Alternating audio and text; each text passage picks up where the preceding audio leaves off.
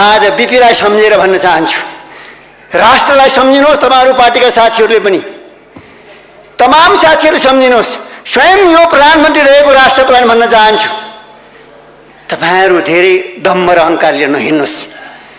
तपाईँ प्रधानमन्त्रीले भन्न चाहन्छु, बिपीलाई सम्झेर, बिपीलाई साक्षी राखेर भन्न चाहन्छु। शशाङ्कको विचारलाई साक्षी राखेर बिपी विचार मर्न दिन भन्नुभएको छ, सानो कुरा होइन यो। बिपीलाई जीवन्त राख्नु भन्नुपर्छ उहाँले, उहाँकै कान्छो छोराले, कांग्रेसको नेताले। त्यस विचारलाई म साक्षी राखेर भन्न चाहन्छु, एक्लै हिँड्ने दम्ब नगर्नुहोस्। ठक्कर लाग्ला, ठक्कर लागेपछि उठाउने कोही हुँदैन।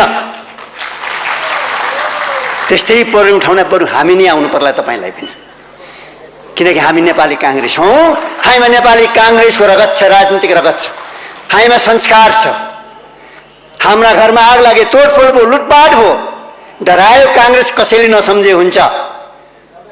त्यो घटनाले हामीलाई अझै नयाँ चेतना जागरण भएको छ, नयाँ स्फूर्ति आएको छ हामीलाई।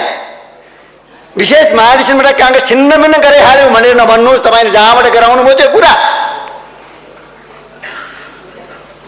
त्यसैले अन्तमा अरु धेरै कुरा नभनिकन, देश गम्भीर संकटमा छ भनेर मात्रै पुग्दैन। अन्तमा भन्न चाहन्छु, विशेष महाधिवेशन पक्षमा उभिएका सबै नेताहरूलाई, अहिलेका पदाधिकारीहरूलाई एकछिन आफ्नो इतिहास सम्झिनु, छातीमा हात राखेर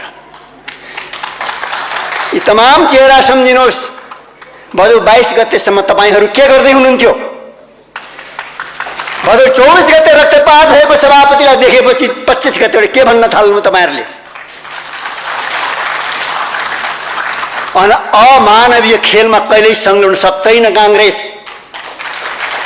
गल्तीको गल्तीमाथि गल्ती थप्न सक्दैन कांग्रेस। त्यसैले म तमाम युवाहरूलाई भन्न चाहन्छु, नयाँ जागरण आवश्यकता छ।